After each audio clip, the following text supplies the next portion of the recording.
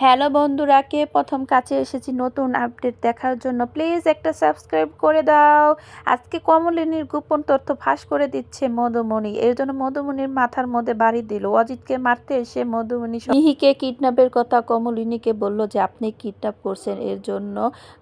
এর জন্য মধুমণিকে মাথায় বাড়ি দিয়ে চলে গেল। এদিক দিয়ে পুলিশ দৌড়িয়ে আসলো, বলল কি হয়েছে। তখনই মধুমণি বলল আপনি যাকে নার্স বলে ঢুকতে দিয়েছেন সে কমলিনী অজিতকে খুন করতে এসেছিল।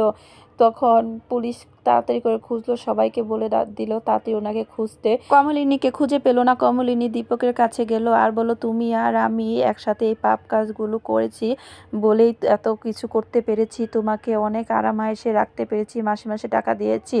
কিন্তু দীপক বলল আমি এই কাজ ছেড়ে দিয়েছি। যখন রিকের বাবা মার অ্যাক্সিডেন্ট করেছিলাম তখন তোমাকে আমি বলেছিলাম ভালো হয়ে যাও, আমি তখনই ভালো হয়ে গেছি, আমি আর এই কাজের মধ্যে নেই। তখন কমলিনী বুদ্ধি খাটিয়ে দীপকের মন গলিয়ে নিল আর বলল মধুমণির হাত থেকে আমাকে বাঁচাও, আমাদের ছেলেকে আমরা দুজনে খুঁজবো।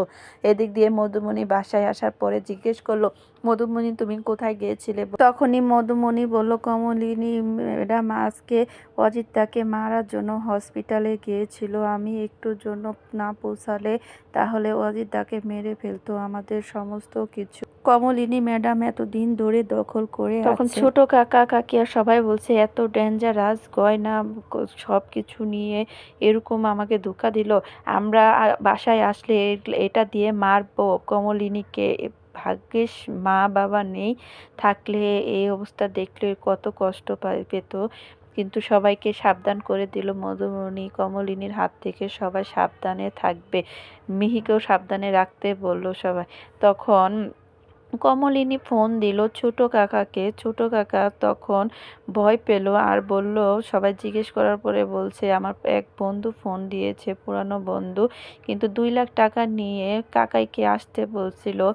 কিন্তু মধুমণি সন্দেহ করলো কাকা সত্যি কথা বলল না। মধুমণি বলল যে কাকার পিস লাগবো, সকালবেলা দেখবো কাকাই কোথায় যাচ্ছে। এদিক দিয়ে দীপক মন্দিরে যেয়ে তার হারানো ছেলেকে খুঁজতে পেল। মন্দিরের এক লোক বলল এই ছেলেটিকে আমি অনাথ আশ্রমে দিয়েছি, ছবি দেখালো, ছবি দেখে চিনতে পারলো। দীপক বলল এ তো কুশালকে দেখেই আমার মনে হয়েছে ওই আমার ছেলে, আমি কোনদিন ছেলেকে চিনতে ভুল করব না। এদিক দিয়ে টাকা নিয়ে আসলো ছোট কাকা, 2 লাখ টাকা। বলল আমি আর টাকা দিতে পারবো না। তখন কমলিনী বলল টাকা না দিলে তোমার সব গোপন কথা আমি ফাঁস করে দিব।